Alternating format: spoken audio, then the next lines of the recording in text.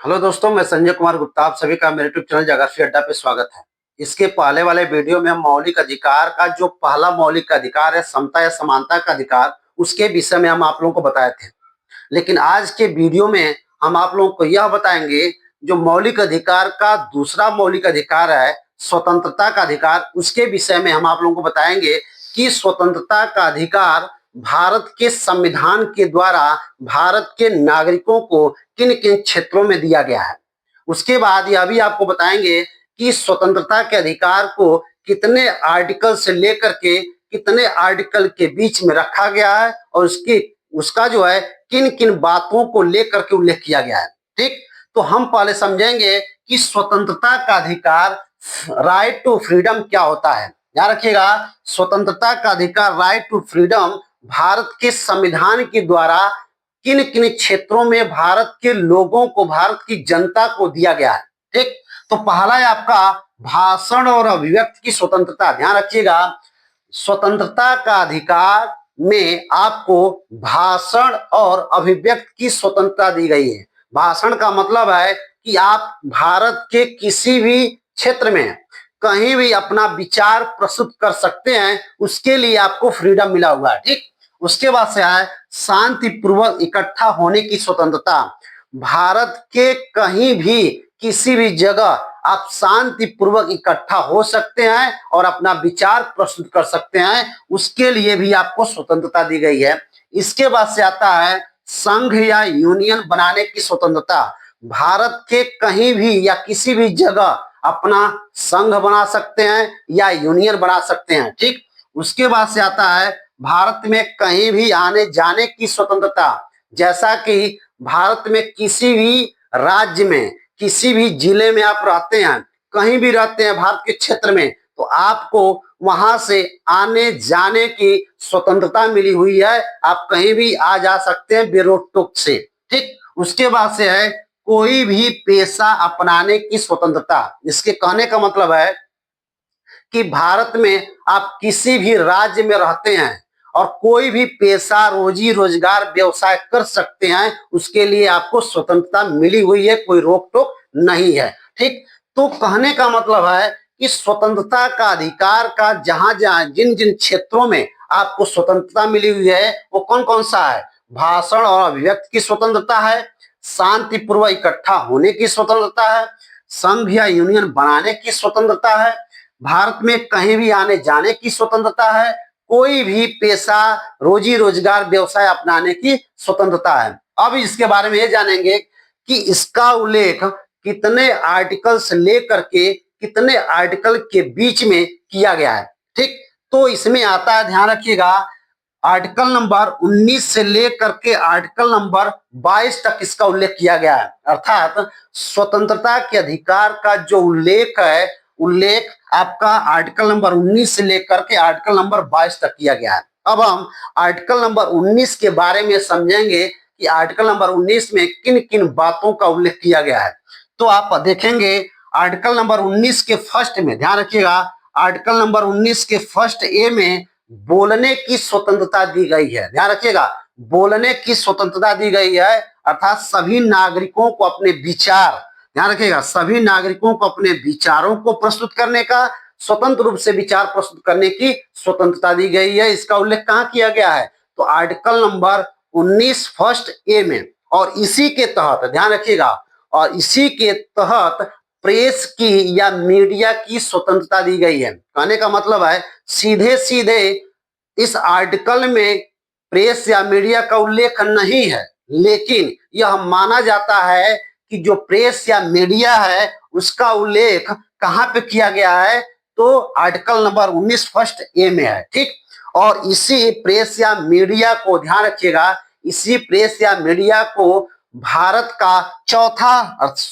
भारत के संविधान का चौथा स्तंभ भी माना जाता है, चौथा स्तंभ भी माना जाता है। इसी प्रेस या मीडिया को भारत के संविधान का चौथा स्तंभ भी माना जाता है। ठीक, अब हम आते हैं आर्टिकल नंबर 19 फर्स्ट बी में। तो आर्टिकल नंबर 19 फर्स्ट बी में किन बातों का उल्लेख किया गया है, तो इसमें बिना हथियारों के, ध्यान रखिएगा, बिना हथियारों की शांतिपूर्वक सभा, सम्मेलन या एकत्रित या मेला करने की स्वतंत्रता दी गई है। कहीं भी किसी भी जगह अर्थात कहीं भी भारत के क्षेत्र में कहीं भी किसी भी जगह आपको बिना हथियार के शांतिपूर्वक इकट्ठा हो सकते हैं, सभा कर सकते हैं, सम्मेलन कर सकते हैं, मेला कर सकते हैं। उसके लिए आपको क्या मिली है? स्वतंत्रता दी गई है। इसका उल्लेख कहां किया गया है? तो आर्टिकल नंबर 19 फर्स्ट बी में। अब हम आते हैं आर्टिकल नंबर 19 फर्स्ट सी में किन बातों का उल्लेख किया गया है। तो आर्टिकल नंबर 19 फर्स्ट सी में नागरिकों को संघ या यूनियन या सहकारी समितियां बनाने की स्वतंत्रता दी गई है। ध्यान रखिएगा, आर्टिकल नंबर 19 फर्स्ट सी में नागरिकों को, किसके नागरिकों को? तो भारत के नागरिकों को संघ या यूनियन या सहकारी समितियां बनाने की स्वतंत्रता दी गई है। अब हम आते हैं आर्टिकल नंबर 19 फर्स्ट डी में।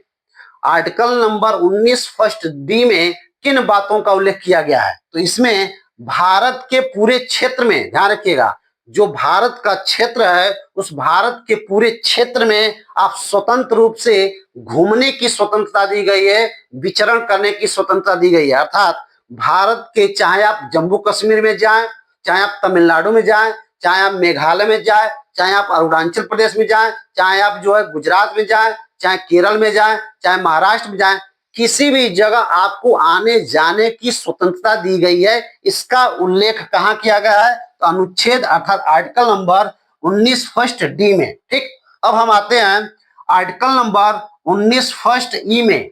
ध्यान रखिए, आर्टिकल नंबर 19 फर्स्ट ई में किन बातों का उल्लेख किया गया है? तो भारत के किसी विभाग में, भारत के किसी विभाग में रहने बसने की स्वतंत्रता दी गई है। भारत के किसी भी राज्य में, किसी भी भाग में आपको रहने या बसने की स्वतंत्रता दी गई है। लेकिन 2019 के पहले इसकी व्यवस्था नहीं थी जम्मू कश्मीर में। ध्यान रखिएगा, 2019 के पहले जम्मू कश्मीर में ऐसी व्यवस्था नहीं थी कि वहां पे आप जो है रह सकते हैं, बस सकते हैं। ठीक, लेकिन 2019 में आर्टिकल नंबर 370 हटने के बाद वहां पे अर्थात जम्मू कश्मीर में आपको रहने या बसने की स्वतंत्रता भी मिल गई है, लेकिन इसके पहले ऐसी व्यवस्था नहीं थी। अब हम आते हैं आर्टिकल नंबर 19 फर्स्ट जी में। आर्टिकल नंबर 19 फर्स्ट जी में किस बात का उल्लेख किया गया है? तो 19 यहां भी क्या है? कोई भी पेशा, व्यवसाय या कारोबार करने की स्वतंत्रता दी गई है।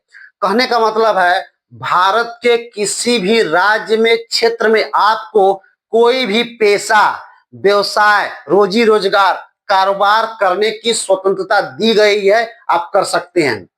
लेकिन एक चीज और ध्यान रखिएगा, जो अधिवक्ता या एडवोकेट होता है, जो अधिवक्ता या एडवोकेट होता है वह मौलिक अधिकार के अंतर्गत नहीं आता है, उसे सांविधिक अधिकार के अंतर्गत माना जाता है। ध्यान रखिएगा, जो भारत के जितने भी वकील हैं, एडवोकेट हैं, उनको मौलिक, जैसे व्यवसाय की बात की गई है, तो जो मौलिक अधिकार है उस मौलिक अधिकार के अंतर्गत इनको नहीं रखा गया है। इनको कहां पे रखा गया है? तो सांविधिक अधिकार के अंतर्गत रखा गया है।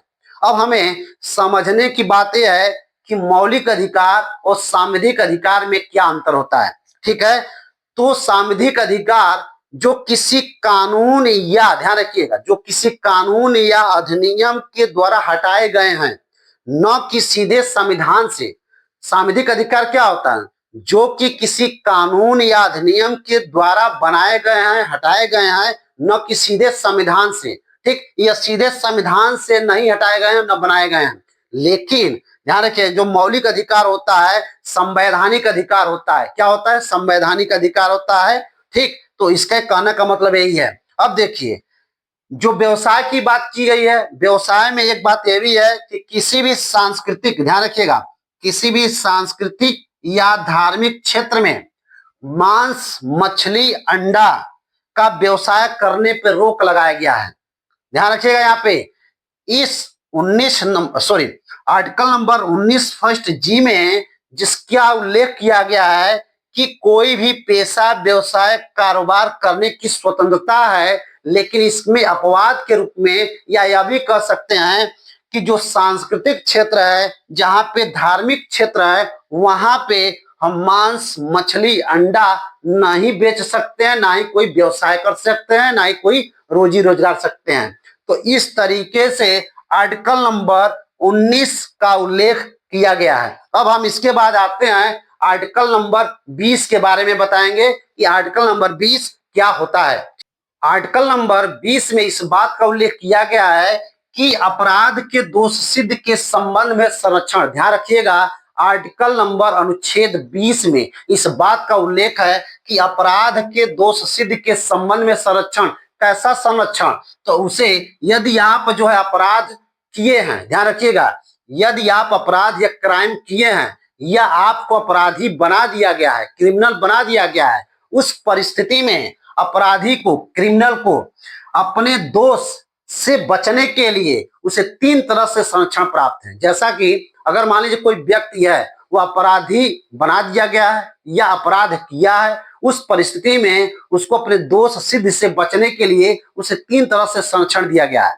वह 3 तरह से संरक्षण कौन कौन सा है? जिसमें पहला यह है कि उसे उसी समय के कानून के तहत सजा दी जाएगी जिस समय उसने अपराध किया है। जैसा कि अगर मान लीजिए कोई व्यक्ति है, 2020 में कोई अपराध किया और उस अपराध के लिए जो उस समय जो कानून था उसको सजा देने के लिए उसे उसी समय के कानून के तहत उसे सजा दी जाएगी। अगर उस सजा में अगर उस कानून में 2022 में माना कि कोई परिवर्तन हो गया, तो ऐसा नहीं है कि अब जो है उसको सजा 2022 के कानून के तहत दी जाएगी, ऐसा कतई नहीं है। उसे जो सजा मिली है 2020 के कानून के तहत, उसी के अनुसार उसे सजा दी जाएगी। इसके कहने का मतलब यही है कि जिस समय कोई व्यक्ति अपराध किया है या अपराधी बना दिया गया है, उसे उसी समय के कानून के तहत सजा दी जाएगी, न कि बदलने के बाद। ठीक, अब आता है दूसरा बात, यह कह रहा है कि स्वयं या खुद के विरुद्ध गवाही देने के लिए बाध्य नहीं किया जाएगा। स्वयं जो अपराधी है, उस अपराधी को स्वयं या खुद के गवाही के विरुद्ध से क्या कर जाए? साक्ष्य देने के लिए बाध्य नहीं किया जाएगा। ठीक, स्वयं या खुद के विरुद्ध गवाही देने के लिए उसे बाध्य नहीं किया जाएगा। दूसरी बात ये कहता है। तीसरा बात यह कह रहा है कि एक अपराध के लिए एक ही बार उसे सजा दी जाएगी, बार बार सजा नहीं दी जाएगी। जैसा कि उसने एक अपराध कोई किया, जो कोई अपराधी है वह अपराधी एक बार कोई अपराध किया है और उसे जो सजा मिल गई है उसी सजा के तहत वो अपराधी माना जाएगा, अन्यथा जो उसे बार बार उसको सजा नहीं दी जाएगी। इसके कहने का मतलब है, तो एक अपराध के लिए एक ही बार उसे सजा दी जाएगी। अर्थात आर्टिकल नंबर 20 में अपराध के दोष सिद्ध के संबंध में जो संरक्षण दिया गया है वह संरक्षण 3 प्रकार से है। वह संरक्षण क्या क्या है? कि आपको उसी समय के कानून के तहत सजा दी जाएगी जिस समय कोई अपराध किया है। दूसरी बात यह कहता है कि स्वयं के विरुद्ध गवाही देने के लिए बाध्य नहीं किया जाएगा और एक अपराध के लिए एक ही बार उसे सजा दी जाएगी। इस बात का उल्लेख कहाँ किया गया है? आर्टिकल नंबर 20 के तहत किया गया है। अब हम आते हैं आर्टिकल नंबर 21 के बारे में, बताएंगे कि आर्टिकल नंबर 21 में किस बात का उल्लेख किया गया है। आर्टिकल नंबर 21 में इस बात का उल्लेख किया गया है कि प्राण एवं दैहिक स्वतंत्रता का संरक्षण या जीवन जीने का अधिकार। कहने का मतलब है जो जीवन जीने का जो तत्व होता है, जो जो आवश्यक तत्व होते हैं, उसके विषय में इस यहाँ पे उल्लेख किया गया है। जैसा कि स्वच्छ पानी पीने की आवश्यकता की बात की गई है, स्वच्छ वायु में रहने की बात की गई है, स्वच्छ भोजन को प्राप्त करने की बात की गई है, निजता या निजी जीवन जिसे आप पर्सनल लाइफ कहते हैं उसके बारे में बात की गई है, चिकित्सा प्राप्त करने की बात की गई है, विदेश घूमने इत्यादि के बारे में बात की गई है। आर्टिकल नंबर 21 की में इस बात का उल्लेख किया गया है कि दैहिक स्वतंत्रता या संरक्षण की बात की गई, या यूं कह सकते हैं जो जीवन जीने का अधिकार है, जो तत्व है, उसके विषय में बात की गई है। जैसा कि स्वच्छ पानी की जरूरत होती है, स्वच्छ भोजन की जरूरत है, स्वच्छ हवा की जरूरत है, वायु की जरूरत है, चिकित्सा प्राप्त करने की जरूरत होती है।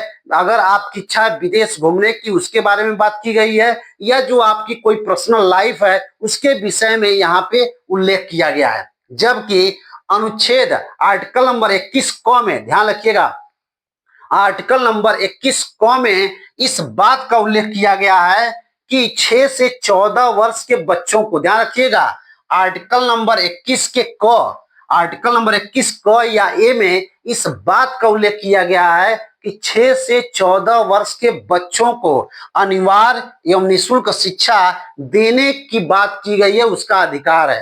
अर्थात जो 6 से 14 वर्ष का जो भी बच्चा है, जो बालक है, उसको जो है वह मूल अधिकार के अंतर्गत रखा गया है ताकि उसको निःशुल्क और अनिवार्य शिक्षा दी जा सके। लेकिन इसका उल्लेख मूल संविधान में नहीं था। इसे जो है 86वें, ध्यान रखिएगा, इसे 86वें संविधान संशोधन सन 2002 के द्वारा जोड़ा गया है। अर्थात कहने का मतलब है जो आर्टिकल नंबर 21 क है, ए है, उसमें जो है जो इसको जोड़ा गया है यह मूल संविधान में नहीं था। इसे जो है 86वें संविधान संशोधन सन 2002 के द्वारा इसे संविधान में शामिल किया गया है और इसमें इस बात का उल्लेख है कि 6 से 14 वर्ष के जो भी बच्चा है उसको अनिवार्य और निःशुल्क शिक्षा दी जाएगी।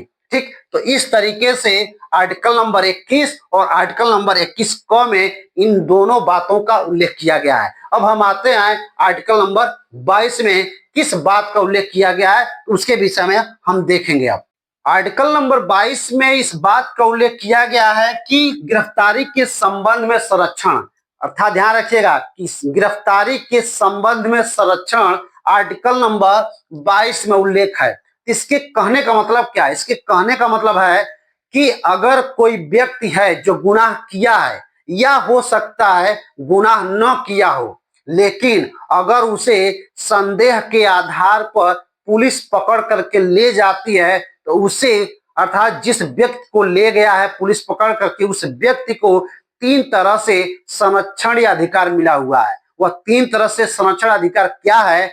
तो यह है कि कारण पूछने का अधिकार, अर्थात जिस व्यक्ति को पुलिस पकड़ कर ले गई है वह व्यक्ति पुलिस से पूछ सकती है कि हमें किस कारण से आप पकड़ करके ले जा रहे हैं, उसका अधिकार है। पहला बात हो गया। दूसरा बात यहाँ पे यह कहा गया है कि 24 घंटे के अंदर नजदीकी मजिस्ट्रेट के सामने उपस्थित कराना है। अर्थात जिस व्यक्ति को पुलिस पकड़ कर ले गई है उस व्यक्ति को पुलिस क्या करेगी? 24 घंटे के अंदर मजिस्ट्रेट के सामने, जो भी नजदीकी मजिस्ट्रेट होगा उसके सामने उसको उपस्थित कराना अनिवार्य है। और इसमें एक बात की यह भी व्याख्या है कि जो आने और जाने का जो समय है उस समय को निकाल कर, अर्थात जो आवागमन का समय उस समय को निकाल कर 24 घंटे के अंदर उस व्यक्ति को, किस व्यक्ति को? जिसे गिरफ्तार किया गया है उसे क्या किया जाएगा? तो नजदीकी मजिस्ट्रेट के सामने उपस्थित कराना अनिवार्य है। पहला। दूसरा बात हो गया। तीसरा बात यह है कि जिस व्यक्ति को पुलिस पकड़ कर ले गई है वह व्यक्ति अपने मन पसंद का, ध्यान रखिएगा, अपने मन पसंद का कानूनी सलाह लेने की छूट भी है या अपने मन पसंद का किसी वकील को क्या करने की है? किसी वकील को करने की भी छूट दी गई है। तो कहने का मतलब है कि आर्टिकल नंबर 22 में जिस बात का उल्लेख किया गया है उस बात का क्या है? गिरफ्तारी के संबंध में संरक्षण की बात की गई है। और कैसी गिरफ्तारी के संबंध में बात की गई है? अगर कोई व्यक्ति गुनाह किया है या नहीं किया है, लेकिन अगर संदेह के आधार पर कोई पुलिस अगर पकड़ करके ले जाती है तो वह व्यक्ति को 3 तरह से संरक्षण मिला हुआ है। पहला है कि उसे कारण पूछने का अधिकार है। दूसरा है कि 24 घंटे के अंदर उस व्यक्ति को नजदीकी मजिस्ट्रेट के सामने उपस्थित कराना है। तीसरा है कि अपने मन पसंद का कानूनी सलाह या किसी वकील को करने की छूट दी गई है। तो इस तरीके से आपका जो है स्वतंत्रता के अधिकार में, अर्थात article number 19, article number 20, article number 21, article number 21 क और आर्टिकल नंबर 22 के विषय में आपका व्याख्या दी गई है। अगर आप लोगों को यह वीडियो अच्छा लगा हो इसे लाइक कीजिएगा, सब्सक्राइब कीजिएगा। धन्यवाद।